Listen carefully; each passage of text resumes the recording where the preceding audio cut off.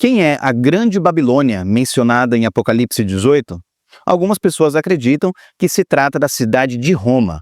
Mas será que esse entendimento tem base bíblica e faz sentido? Nesse vídeo, pessoal, eu quero mostrar para vocês que a queda da Grande Babilônia de Apocalipse 18 se refere à queda da cidade de Jerusalém do primeiro século. Há várias evidências bíblicas que nos levam a essa conclusão.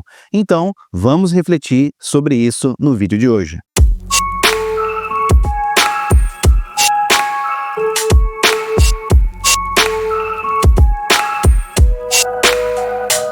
O texto bíblico faz uma acusação dizendo que a Babilônia cometeu idolatria, corrupção e perseguição aos santos e profetas de Deus. Isso aponta diretamente para a Jerusalém histórica do primeiro século.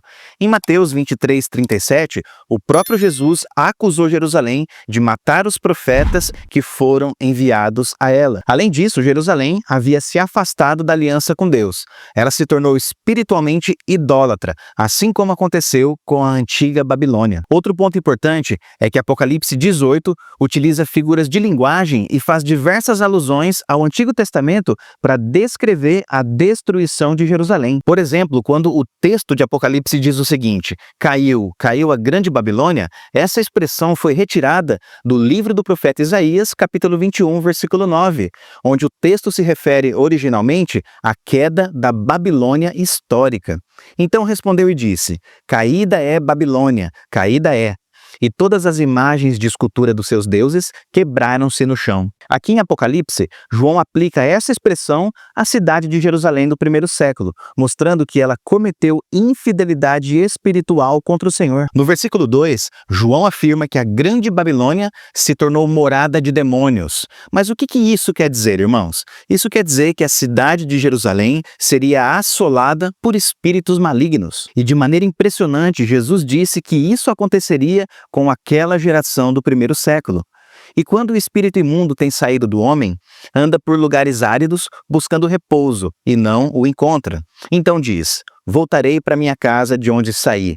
E voltando, acha desocupada, varrida e adornada. Então vai e leva consigo outros 7 espíritos piores do que ele, e entrando, habitam ali.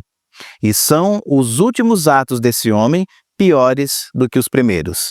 Assim acontecerá também a esta geração má. A cidade de Jerusalém recebeu o justo julgamento de Deus por vários motivos, irmãos. Primeiro, por ter rejeitado o Messias prometido, por ter perseguido os profetas e apóstolos que Deus enviou e por ter feito aliança com poderes políticos corruptos. Essa aliança feita com os poderes políticos é o significado da expressão usada por João: praticar fornicação com os reis da terra. No versículo 4, João ouve uma voz do céu dizendo o seguinte: sai dela, povo meu. Esse é um aviso, irmãos, para que os cristãos de Jerusalém do século I fugissem antes da destruição da cidade. E isso se cumpriu literalmente quando eles obedeceram às palavras de Jesus conforme registradas no Evangelho de Lucas. Então, os que estiverem na Judéia, fujam para os montes. Os que estiverem no meio da cidade, saiam. E os que nos campos, não entrem nela. Eles obedeceram à advertência do Senhor Jesus, irmãos. E assim, eles conseguiram escapar do cerco romano. Na sequência do texto, a partir do versículo 9 de Apocalipse, João começa a descrever a destruição de Jerusalém de maneira bem detalhada. Ele diz que os reis da terra lamentam a destruição da cidade porque agora eles perderam a principal fonte de lucro e poder. Os comerciantes choram porque ninguém mais compra as suas mercadorias, e sobre ela choram e lamentam os mercadores da terra, porque ninguém mais compra as suas mercadorias. Fato é, irmãos, que Jerusalém era um centro de comércio e religião que gerava muita prosperidade. Mas a destruição da cidade trouxe um imenso prejuízo econômico para muitas pessoas, para os reis, mercadores e marinheiros. Caminhando para o final do capítulo, João diz que enquanto os reis e comerciantes lamentam, o céu celebra, o céu se alegra. Mas por que isso acontece? E a resposta é: porque Deus respondeu às orações dos santos que foram perseguidos. Alegra-te sobre ela, ó céu, e vós, santos apóstolos e profetas, porque já Deus julgou a vossa causa quanto a ela. Em seguida, um anjo joga uma pedra no mar, simbolizando que Jerusalém vai ser destruída de forma irreversível. Jerusalém, que deveria ser um farol e uma luz espiritual, infelizmente, acabou se tornando uma cidade sem vida. Não tem música, não tem trabalho e não tem celebração. E em ti não se ouvirá mais a voz de arpistas e de músicos e de flautistas e de trombeteiros, e nenhum artífice de arte alguma se achará mais em ti. E ruído de mó em ti não se ouvirá mais.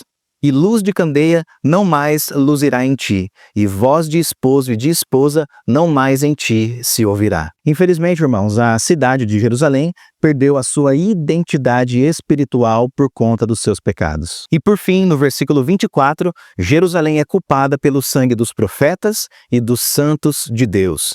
Isso mostra que o julgamento que Deus derramou sobre Jerusalém no ano 70 foi um julgamento totalmente justo. O juízo sobre Jerusalém foi o resultado direto da infidelidade e idolatria dos judeus. Isso nos ensina, irmãos, que Deus é paciente, mas que a paciência dele também tem limites.